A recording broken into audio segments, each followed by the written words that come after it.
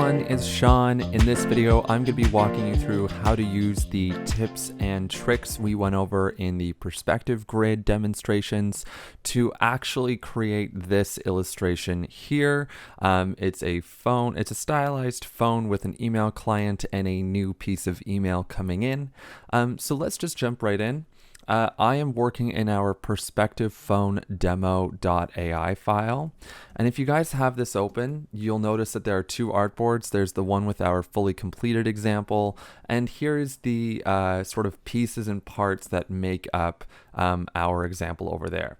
So I'm going to be walking you through how to use these pieces and parts to create our perspective illustration work on our artboard. Like I was saying previously, I always find it easier to pre-lay out the elements that I can and then start sort of combining them into our artboard up here. So I already have my perspective grid set up. I hit Shift Command I. I believe it should be set up for you guys as well, but if for some reason it's not, feel free to try and make one that looks similar to this or make your own style. It's totally up to you how you want to go about doing it. Now, I'm going to have our perspective grid tool selected by hitting Shift P, and I'm going to make sure I'm on the left side grid by pressing 1 or clicking on this blue grid or on this blue sided rectangle right here. We're using a two-sided perspective to achieve this, and what I can do first is shift over to our perspective grid selection tool by hitting Shift V, or click and holding underneath the perspective grid tool and grabbing our perspective selection tool. And I'm going to grab this phone, this flat phone face. This is all one group, so it should all move in one solid piece like so. And I want to scale this guy down. So in the top right corner, I'm going to click and hold down Alt, Option, and Shift. And I'm just going to scale it down so that it's more in line with our, with our actual perspective grid. And the next thing I want to do is I want to add the backer onto it. So same thing, I'm going to click and drag onto our blue perspective. I'm going to sort of try and match it up with one corner of the phone, and I'm going to hold Shift to scale it down to about the same size. All right. Now we can use our arrow keys. I'm just zooming in here. We can use our arrow keys and we can sort of shift this guy out to the right and maybe up a little bit by one or two points on the arrow keys here. I think I'm going to go with 2. And if we want to just like 2 points up, and if we want to, we can just quickly turn off our perspective grid and click off of our object to see how that looks. That doesn't look too bad. But I think I'm just switching back over to our perspective selection tool so that I can select this. I think I want this to come over to the right, just maybe not that much, maybe like there, and then down just a little bit. You can be super picky with this all day long if you want. Now, the next thing that I want to take a quick peek at, if we go back over to our example, is creating these sort of cornered edged pieces here. It's not actually too difficult. It's a bit of a trick. It's a bit of an eye trick, really. And to do that, I'm going to zoom in on our object, and I'm going to come up to the top left corner. I'm going to create a new rounded rectangle, and I'm actually just going to draw our new rectangular shape on the perspective grid, but making sure I'm using the horizontal or the bottom plane. You can get here by pressing 2 on your keyboard. And I'm going to draw out that new shape. And using the perspective grid selection tool, I'm going to click and drag it so that it sort of matches up with these two corners, this corner up here and then this corner down here. I can use A on my keyboard or the direct selection tool, and I can actually just sort of grab the two corners of this rectangle, and I can better position them in line with the rest of our shape. This takes a little bit of fiddling, but I promise it's actually not too difficult. There we go. Cool. Terrific. And what I want to do, I'm just going to extend this guy out as well and drag this guy down. What I want to do is I want to send this shape behind the face of our phone. So I'm just going to use Command left square bracket, and I'm just going to send it back. And so what that did was it created a edge here. It connected one edge of our phone to the next.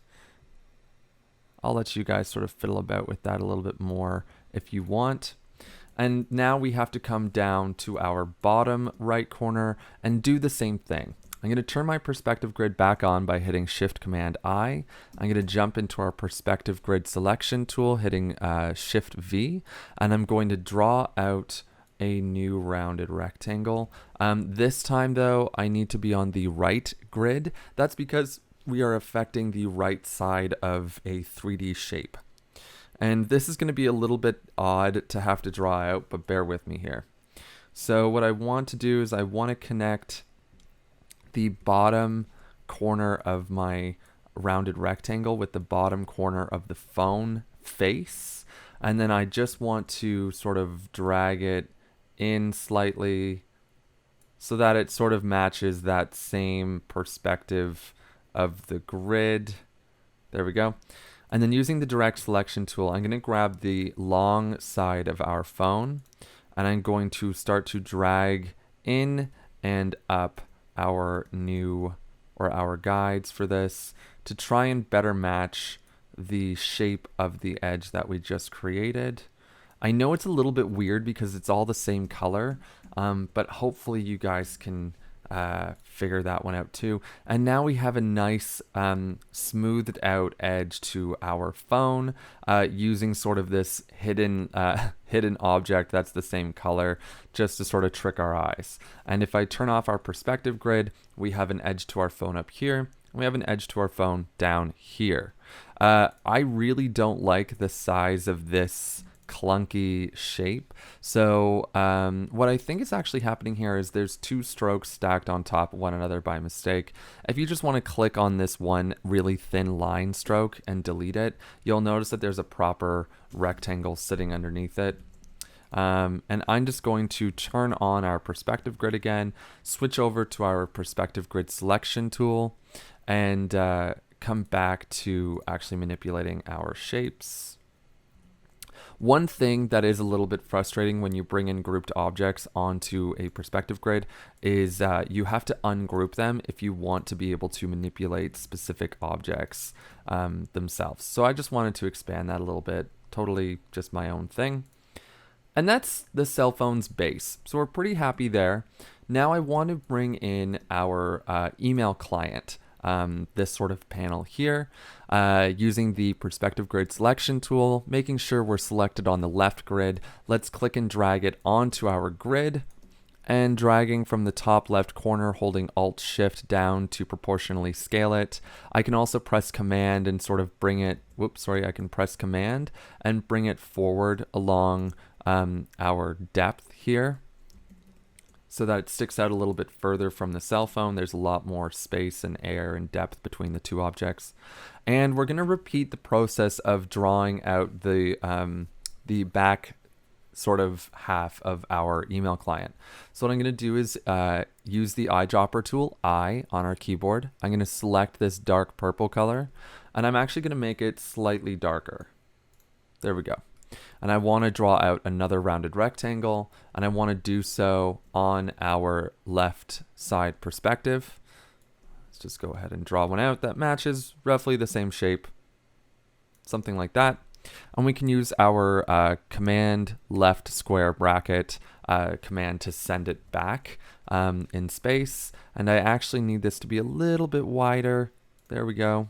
And now we just have to go through the process of finishing off these two corners again. It's a little tedious, but it gives us some good practice. So I'm going to select our rounded rectangle. I'm going to make sure I'm on the horizontal plane of our perspective grid, and I'm just going to draw out a rounded rectangle horizontal shape. And it's time to sort of start fiddling with our anchor points again and just sort of finishing up the shape that we need it to be. Let's try and angle these guys so that they sit properly. Okay, you can pull this guy out, pull this guy out. Cool. And using command left square bracket to send it back one layer, we have our corner This guy's being a little bit finicky. We might be able to drag him down a bit, and now we have a perfect squared edge there. So that looks really sharp. That looks really nice. And we can just come down to our bottom right corner here. We can create another rounded rectangle. This time we want to be on the right plane. We just want to click and drag out a rounded rectangle like so. And for some reason, this one always gets me. It always confuses me. But I think that should look pretty proper. However you guys want to get to this method of getting this done properly is totally up to you. You can tell I've kind of already used 2 or 3 different methods just by building this the same exact piece a couple of different ways. So it's totally up to you guys how you go about doing it, as long as you can sort of get the practice you need when building out on the perspective grid. But now you see we have an email client. It has a back piece. It has 2 corners. Life is good. We're happy. I'm going to turn my perspective grid back on by hitting Shift Command I. And the last thing we want to place on here is our mail, our new piece of mail. It's so exciting. Someone wants to get a hold of us. Hopefully it's not just junk mail or some sort of spam for a new, for a new clothing store or something. I think actually for some reason I have a duplicate of the mail icon sitting underneath. Okay, I think there was just one extra layer, so I just ungrouped them and quickly deleted the extra one. If you guys don't worry about it. It's not going to be the end of the world. So with our mail icon selected, I'm going to press Shift V on my keyboard to bring up the perspective grid selection tool. And I'm going to place this guy on our perspective grid. I'm going to hit Command Shift right bracket or right square bracket to bring this object directly to the front. And I'm going to hold Command Shift to shrink it down proportionally, and I'm going to press and hold Command and drag it forward in Z space so that it gets some depth away from the email client. And I kind of want to bring it up and scale it down even more, bring it over to the right towards the center of our grid, holding Command and dragging it forward in Z space because I just want to get some of these little cool details that we put in here for our user interface sort of elements. So there we go. I'm happy with it being positioned there. As long as you guys can sort of position it so that you can see some of these elements underneath and they're not being super covered up, then that's all that matters. And I'm going to zoom in, and we have to do the same thing where we create the backer for this object. So what I'm going to do actually is I'm going to click on our mail icon, and I'm going to ungroup it, and I'm going to click just on the base envelope, like on the rounded rectangular part, and I'm going to press Alt Option Shift, and I'm just going to send it backwards a little bit, and I'm going to bring it up and over so that we get that same sort of effect happening. And because this one is a gradient fill, you're not really noticing it too much over here. To get around that, all I'm going to do is go to my gradient panel, and I'm going to click this reverse gradient button.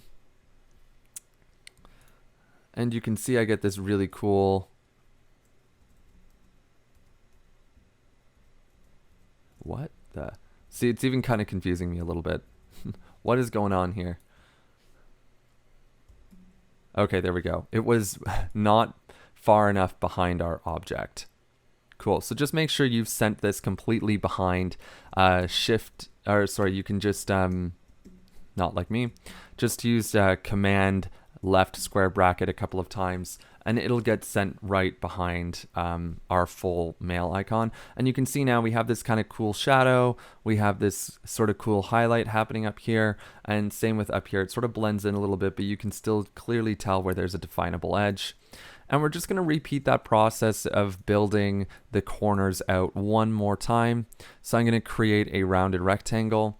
In this case, though, I don't want it to be gradient. I just want it to be this sort of dark orangish, goldish color. So to do that, I'm just going to try and select one that's as close to it as I can get it. Something like that looks to be okay. And using my horizontal plane, or 2 on your keyboard, I'm just going to draw out this rectangle again. And we're going to get to work with our direct selection tool, A on your keyboard. And we're just going to try and mimic the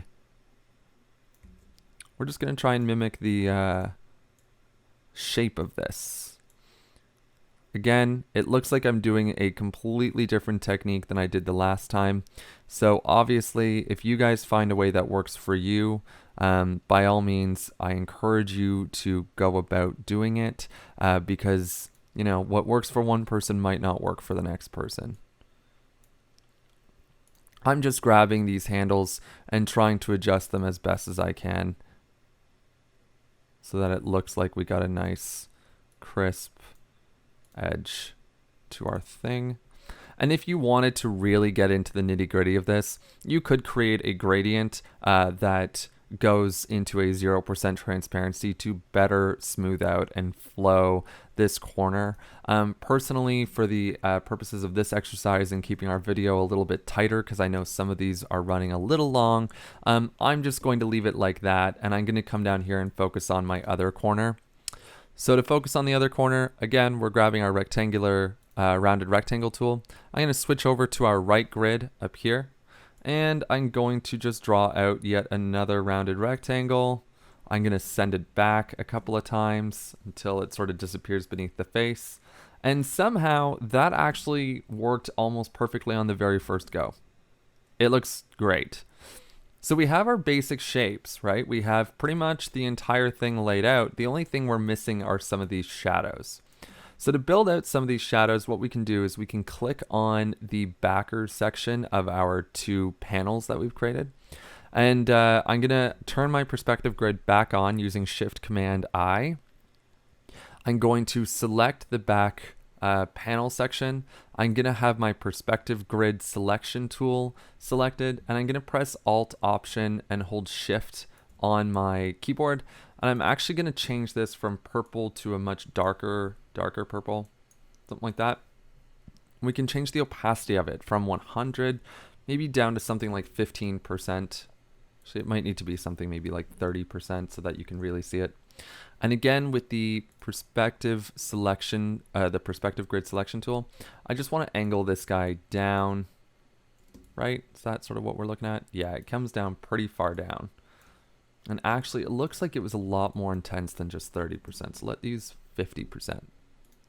Cool. Let's turn that off. Just going to use, just going to use my perspective grid selection tool. Turn my grid back on. And I want to send this back in Z space by holding Command. And maybe scale it down a little bit so it's not as aggressive. And I want to send this further back. Right now you can see it is sort of intersecting our panel, and I want it to go directly behind our panel like so. Cool. So there's one drop shadow, and actually I'm going to bring it down a little bit, something maybe like to there. And the cool thing is too, because we don't want it to hit off of our phone, you can actually just drag it so that it matches the shadow on our phone, something like that. I know that corner is not necessarily accurate, but shh, no one's going to tell. So we can actually copy and paste this on top, and we can use our command left bracket to continuously send this guy further back, and we can just sort of reshape it so that it matches our envelope shape a little bit better. Make this a little bit wider. And then we can bring this guy a little bit further down like this, maybe halfway like that. Yeah, something like that looks nice. And instead of this being a dark purple, we can change this to be like a dark orangish reddish color without it hopefully being too muddy brown. Something like in that vein. All right, let's switch off our perspective grid. And there you have it, ladies and gentlemen. We have a really cool 3D sort of perspective grid. I'm actually going to grab this and just increase it. Never quite satisfied. But we have a really cool 3D perspective grid illustration representing a new email. Just a different way to look at the perspective grid that's not necessarily just drawing buildings. A lot of demonstrations out there are just going to have you drawing buildings, and I wanted to try and do something a little bit different. Hopefully you found that useful, and I'll catch you guys in the next video. See ya!